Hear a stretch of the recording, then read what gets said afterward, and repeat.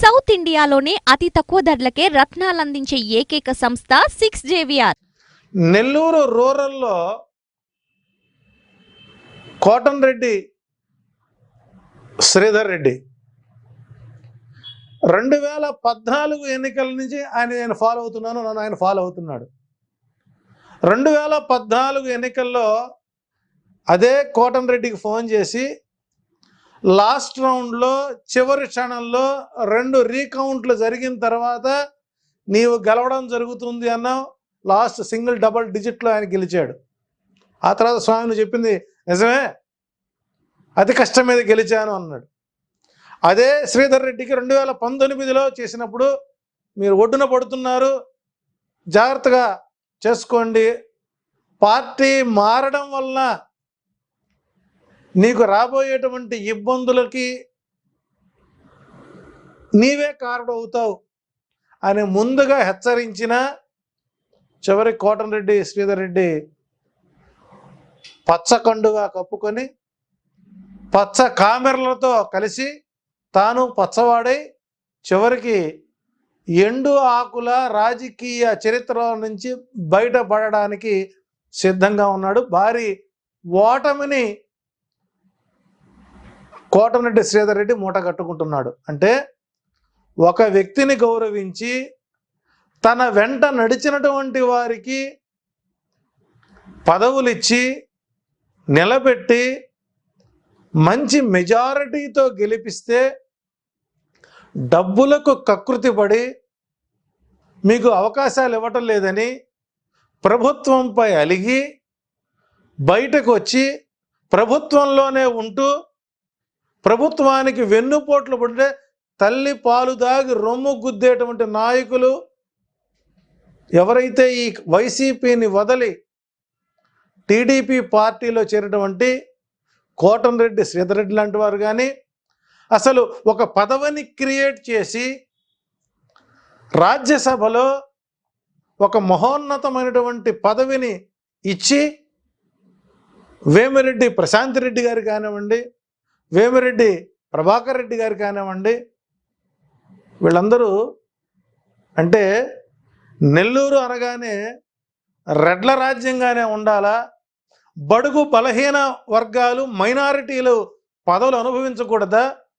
మీరు ఎంపీగా మీకు ఇచ్చినప్పుడు ఒక ఎమ్మెల్యే ఒక మైనారిటీకి ఇచ్చినప్పుడు మీకు వచ్చే సమస్య ఏంటి అంటే ఆ మైనారిటీ పక్కన నుంచొని మీరు ప్రచారం చేయడానికి మీకు అవమాన భారం కలిగింది. అంటే బడుగు బలహీన వర్గాలు ఎప్పుడు రాజకీయాలు ఎదగకూడదు, ఎప్పుడు మీరే ఉండాలి అనేటువంటి ఒక స్వార్థపూరితమైనటువంటి కుతంత్రాలు పన్ని మీరు ఈ రోజున నెల్లూరు ఎంపీతో పాటు కోవూరు ఎమ్మెల్యే సీటును కూడా టీడీపీ పూర్తి స్థాయిలో ఓటమి చెందబోతోంది. అట్లాగే ఆనంద్ రామనారాయణ రెడ్డి ఈయన చివరి క్షణంలో వైసీపీలోకి వచ్చి గెలిచి ఎమ్మెల్యేగా ఉంటూ ఈ 5 సంవత్సరాల్లో మీరు మీ నియోజకవర్గానికి చేసినటువంటి మేలు కంటే తెలుగుదేశం పార్టీకి మీరు ఎలాంటి సలహాలు ఇచ్చారు, ప్రభుత్వంపై ఎలాంటి వ్యతిరేకతను సృష్టించారు. మరి ఈరోజు మీ పరిస్థితి, మీ నియోజకవర్గంలో మీరు గెలుపుకు అవకాశాలు లేవు కదా. ఎవరైతే వైసీపీని వీడి తెలుగుదేశం పార్టీ పంచన చేరి ఆ పచ్చ మూకలతో చేరి కుట్రలు కుతంత్రాలు చేసుకుంటూ అధికార పార్టీని విమర్శిస్తున్నారు. మిమ్మల్ని అందరూ ప్రజలు నిశితంగా గమనిస్తున్న విషయాన్ని గమనించుకోవటం లేదు. పిల్లి పాలు తాగుతూ నన్నెవరూ చూడలేదులే అనుకుంటే మాత్రం అది ఒకటి పొరపాటు.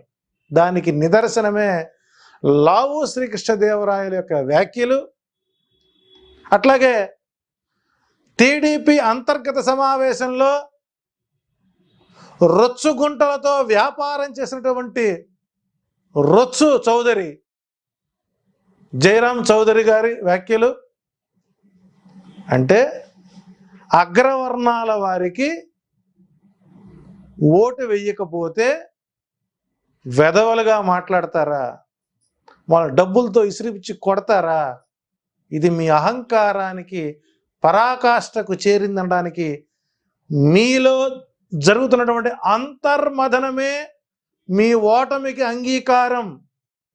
ఒకటే గుర్తుపెట్టుకోండి, 47 స్థానాల్లో తెలుగుదేశం పార్టీకి డిపాజిట్లు లేకుండా చేసేటువంటి విధంగా మీరు తయారు చేసుకున్నారు.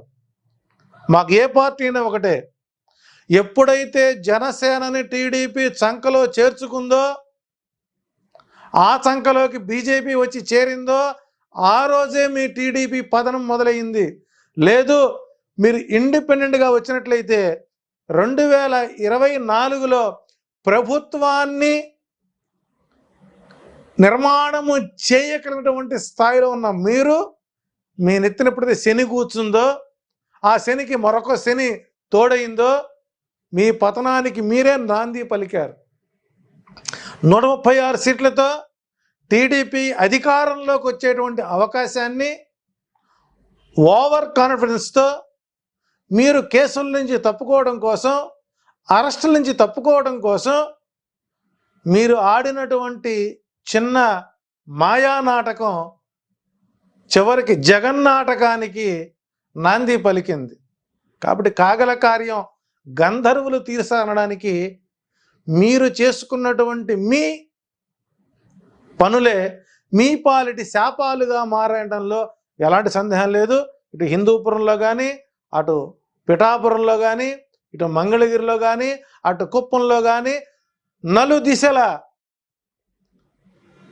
నాయకుల యొక్క ఓటమి మీకు ప్రాణ సంకటంగా మారి అవమాన భారంతో ఆత్మహత్య సదృశంగా మారినటువంటి పని చేసుకున్నది ఎవరంటే 40 సంవత్సరాల ఇండస్ట్రీ అని చెప్పుకున్నటువంటి చంద్రబాబు నాయుడు ఎక్కడో ఒక తెలియనటువంటి మానసిక బలహీనతో జనసేనను కలుపుకోవడం, జనసేన ప్రోద్బలంతో బీజేపీని తెచ్చుకోవడం, అదే మీ పాలిటి పెను ప్రమాదంగా మారి ఈరోజు మీరు పతనపు అంచులకు రావడానికి కారణమైంది. రేపు ఓటమి అనంతరం చంద్రబాబు గారు చెప్పిన వాక్యం ఏంటంటే, నేను చారిత్రాత్మక తప్పు చేశాను, పవన్ కళ్యాణ్ మాట విని ఇతనికేదో బలుపు ఉందని నిన్న చెప్పాడు కదా.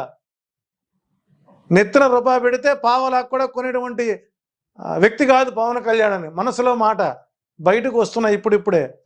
వీటన్నిటికి కారణం ఏంటంటే చారిత్రాత్మక తప్పు, అధికార పీఠానికి అంచులకు వెళ్ళినటువంటి తెలుగుదేశం పార్టీ జనసేనతో కలిసి బీజేపీ మద్దతు తీసుకొని వారి గోతిలో వాళ్లే 175 అడుగులు తవ్వుకున్న పరిస్థితి కనపడింది. విద్యావంతులు, వివేక జ్ఞానులైనటువంటి నాయకులు వారు ప్రచారాలకు వెళ్ళడానికి కూడా సిద్ధంగా లేరు.